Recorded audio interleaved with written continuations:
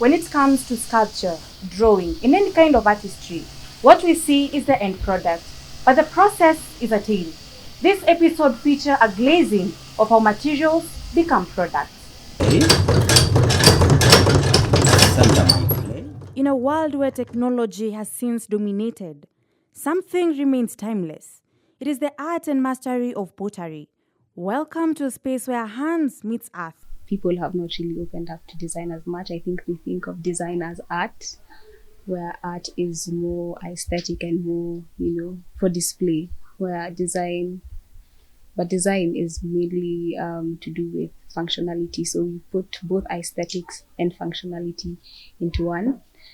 And so, yes, I think design is coming up with new ideas that serve others, they're able to be functional and as well aesthetic as well. Every designer has their own inspiration. Could be sports, could be nature, could be culture, could be anything basically. It could be so random, it could be even tech that is inspiring you. So culture serves as an inspiration, and the thing about culture is it's everywhere. Pottery is one of humanity's oldest crafts. Dating back over 20,000 years, ancient cultures used clay to create vessels for storage and cooking, while others sculpted figures for religious or decorative purposes. This rich history has since influenced modern practices as artists draw inspiration from these ancient techniques. Design is mostly handcrafted work, so it's from, I think I have a talent in doing handmade things, and that is where the passion came from. So I decided to do specifically product design and art and design. When I finished high school, I went to Rift Valley Institute of Science and Technology. That was way back in 1993, and I did a diploma for 3 years. And that's where I studied the ceramics. We had ceramics from Japan and from Egypt. So they taught us this clay work. And for me, I took it very seriously and as an hobby. From the earliest hand-built pots to today's advanced wheel-thrown ceramics, the evolution of pottery reflects both cultural and technical advancements. Currently, I am working on a piece that is related to the period of Lent and Easter. It is more of a facial sculpture of Christ, where we have half of his face with his crown of thorns, and you see the sorrow and the agony of the crucifixion. And then the other half shows him, smiling, and you can see the joy that comes after the suffering. So that is a piece that I have not begun, but is in the works. And I think that is one that I really put a lot of thought into. It's a jewelry product that has a combination of Zulu and Dombele culture from the south, and Dinkra print from the west, and also the design have been shaped according to the Swahili.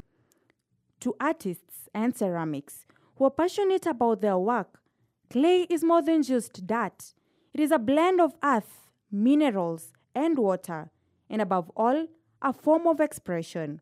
Through creativity and determination, pottery becomes the chance to breathe life into the soil beneath our feet, transforming what was once clay into aesthetic pieces, each telling its own story. I personally love things to do with interior, so interior design, but I also wanted it to contribute a bit more, and so I thought of coming up with products like furniture, tiles, decorations, or other items that can be used in the interior space, because I had done a diploma before, so I feel like that will complement the whole agenda of interior design. That's why I decided to branch a little bit outside that design and branch into product design. For some like Rono, pottery and refining clay had not always been his cup of tea.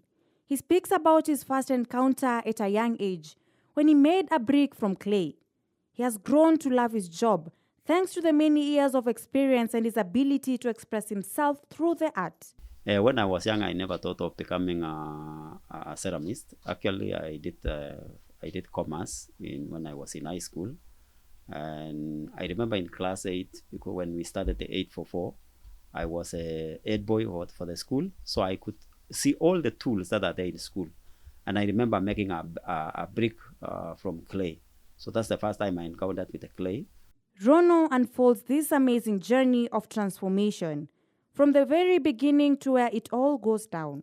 We make sure that our whatever we produce is not harmful. Is in the time of clays. Clays, they are what is called lead clays or lead-free clays.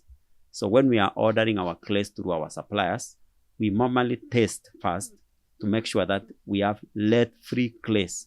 So which means the supplier will give us what is the chemical composition of their glaze before we accept here. And even for our for kaolin, feldspar, and plaster, and sodium, and kaolin, feldspar, and silica, those ones we know they are not harmful as such. He gets his clay from Makueni in Nyeri. He keeps it in a heap in its original form, that is, with the impurities from the earth. The clay is crushed into very fine pieces before anything else. From here, the clay is mixed with water to make the segregation process easier. The clay is then sieved to remove impurities. The sieves used here have special names, depending on how many holes they have in a square inch. Yeah, this process, it starts from mining the clay from the swamps. In this case, we identified that clay from Makueni Nyeri is suitable for our ceramic production. So once we get the clay from Nyeri, we come and put it in our store. Then we dry it up. Then we crush it. Then we soak it in water. After we soak it in water, we sieve it.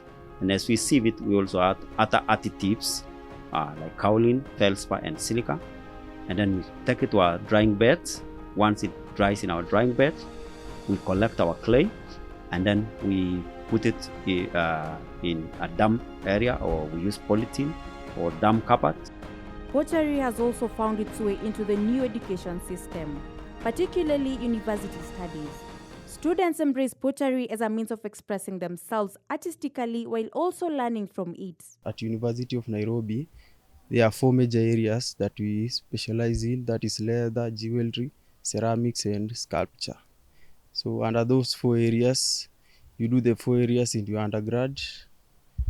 You can decide to do a master's or any area that you like or you're interested in, you can pursue it. So far, ceramics, we just made the clay ready. So we haven't started actually making the products. So maybe when I start making the products, then I can have the idea of how it is. It's a tricky industry. It's a tricky industry because when you decide to do pottery, from the preparation of clay to throwing to firing in the kiln, glazing, the end product will be quite expensive if it's locally manufactured. So it's a quite industry, but with faith you can maneuver. For many of them, pottery is more than just a class. It is therapy. It is discipline. It is a language of expression that words can't always explain. And in the quiet of the space, young minds are not only shaping clay, they're shaping themselves. My go-to theme is sports. I have a passion for sports. That's why I joined product design, so that I can go into sports biomechanics. So my motivation is sports. So I design products that are useful for sports and also by athletes. The design and like the idea and everything's supposed to come from me. So that's why I want to kind of make something that is unique and not in the industry, like more especially in Kenya. We have a lot of projects to do, so you're always constantly thinking or looking around for inspiration for things that you can apply in your design. So as you come up with them, you come and sketch them. Of course, you come and present them in class and maybe get feedback from your friends or your lecturers as well, so that you're able to also understand if it's implementable, if it's functional, as well as aesthetic, because of course design is all round. It's both aesthetic and functional. What follows is wedging and kneading the clay. This removes air bubbles, aligns particles, and prepares it for shaping. In this form, clay is both fragile and full of promise, soft enough to mold yet strong enough to hold shape. This technique is very critical for preventing cracks during firing. But as we speak now, ceramics is used in various, because when we go to the high-end ceramics, where we use even for cutting tools, we use ceramics as because it is harder than metal, Okay, me, I've seen personally, and I've said, wow, that's amazing. So it means there's a potential in this ceramics. At this point, we are introduced to one of the oldest tools in ceramics, the potter's wheel. Rono introduces us to a rhythmic dance between hand and motion as the clay slowly starts to take form. This process is called wheel throwing, an exhilarating experience that requires practice. The clay is used for throwing. We have the clay to be in the right consistency, not so dry, not so wet. Then we do it for throwing. For slip casting, we mix with sodium silicate, and then we have it closed in our bucket, and then we have we do production the plaster molds. With a sponge for lubrication and only his hands, he gives rise to the most visually stunning pieces. For throwing, we throw using the wheel, and then we try it, then we trim it, and then we try it, and then we biscuit fire as a fast firing at 1000, then we glaze, and then we take it back to the kiln, which we fire at another 1160 degrees centigrade. So we normally do 2 firings, but if it may be we are involved to, let's say, put the logo, we do 3 firings. The third firing will depend on the glaze that we use, because some glazes will melt at 550, some glaze will melt at 600 degrees centigrade. Once formed, each piece must dry slowly, either in the sun or a cool place. Rushing the process can lead to cracks, warping, or worse. After drying, the piece is ready for the kiln, a furnace that reaches temperatures above 1000 degrees Celsius. This is called firing. That is done into stages or 3 for the ones yet to be branded. The first firing is where the magic happens. The temperature transforms slow clay into hard ceramic. Following closely is glazing. Glaze adds color and texture. So whatever we do here also, we experience the same. You can fire a product and it cracks. Why? Because maybe it was contaminated along the process. Like if in case it touches things like plaster or Paris and clay, does not meet. There's the aspect of trying to be ahead of the curve and trying to do something different. But also designers can also think in the scope where your items are similar but they're much better. Maybe they serve people better, more customer satisfaction, more aesthetic approach. So maybe being ahead of the curve doesn't really necessarily mean being so different in a way that is not known. Maybe just making the small improvements in something that is already existing can put you ahead of the curve as well. So of course we don't think within the scope that is already there. We try to make improvements on things that are already there, so that it also puts us ahead of what is already in the market. At the end of it all, pottery is not just an art. It is a blend of tradition and innovation in reflecting unique perspectives. From raw clay to finished sculptures, each piece mold becomes a reflection of growth, refined by time. It seals the passion, the creativity, and the power to bring ideas to life with just our hands. I think if the industry is supported well by the government, it can go far. It can go for a lot of people. It's handwork, so many people can do it. It's an industry that anyone, you don't even have to be at the university to do it.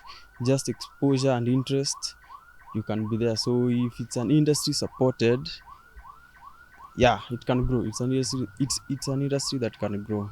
Product design is really needed in the modern world right now, because as I said in the beginning, we solve user needs, and with our current generation, there are so many needs that need to be solved that product designers should be there to solve those issues. The numbers are very small, so we need more people so that we are able to, and then we need enough capital. Remember, these capital intensive projects, to come up with a toilet is a capital intensive project, so we need manpower, we need resources.